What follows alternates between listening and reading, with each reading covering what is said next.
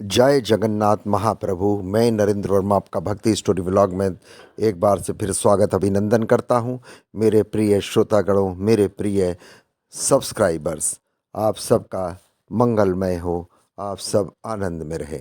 आज मैं आपको कर्माबाई की एक कहानी सुनाऊंगा। ये जगन्नाथपुरी मंदिर की एक महान कथा है और सत्य कथा है।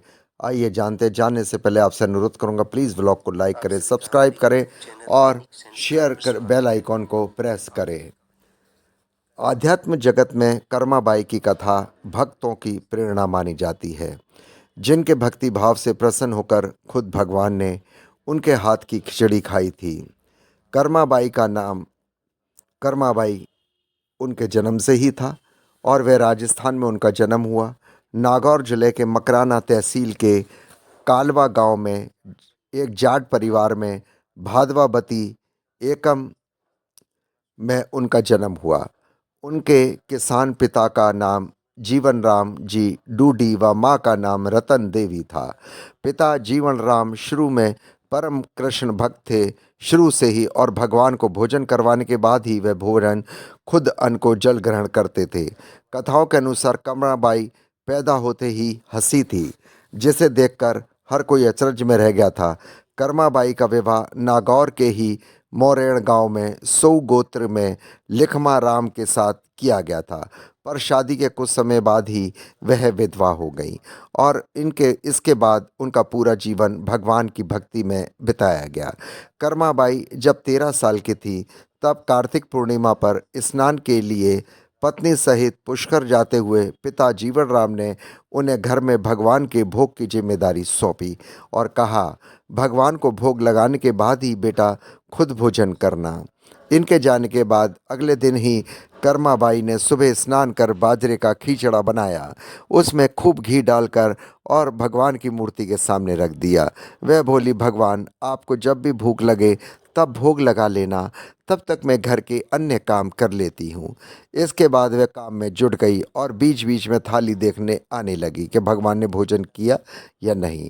पर जब भगवान का खीचड़ा नहीं खाते पाया तो वह चिंता में पड़ गई। फिर खिचड़ी में घी व मीठा कम होने सोचकर उसने खिचड़ी में घी और गुड़ मिला दिया और भगवान के सामने थाली रख दी। वह भी वहीं बैठ गई, पर इस बार भी भगवान को भोजन ना करते देख उसकी चिंता और बढ़ गई। वह कहने लगी, हे प्रभु, आप भोग लगा लीजिए। माँ बापू पुष्कर नहान गए हैं और आपको भोग लगाने की जिम्मेदारी मेरे ही पास है। आपके भोग लगाने के बाद ही मैं खाना खाऊंगी। लेकिन जब भगवान ने फिर भी भोग नहीं लगाया तो वह शिकायत करने लगी कि माँ बापू जिमाते हैं तब तो तुम बहुत मुँह जैसे खाते हो, और आज मैं खिला रही हूँ तो नहीं खा रहे हो। खुद भी भूखे बैठे हो और मुझे भी भूखे मारोगे क्या। मनोहर की शिकायत करते पूरा दिन बीत गया। आखिरकार शाम तक जब कर्माबाई ने भी भोजन नहीं किया तो कन्हैया को प्रकट होना ही पड़ा। भगवान बोले, कर्मा, तुम्हारे पर्दा नहीं करने की वजह से मैं भोजन नहीं कर पाया था। यह सुनकर कर्मा ने अपनी ओढ़नी की ओट कर श्री कृष्ण को खिचड़ी का भोग लगाया। इसके बाद भगवान ने पूरी खिचड़ी खा ली। इसके बाद तो वह रोज भगवान को भोग लगाती और भगवान भी उसके हाथ का भोजन ग्रहण करते, यानी कि खिचड़ी खाते। बड़े प्रेम से भगवान उसकी खिचड़ी बनाई हुई खाते थे। जब माता पिता ने वापस आकर गुड़ घी अनाज की कमी पाई तो कारण पूछने पर सरल कर्माबाई ने उन्हें सारी बात कह सुनाई, पर उन्हें इस बात का विश्वास नहीं हुआ।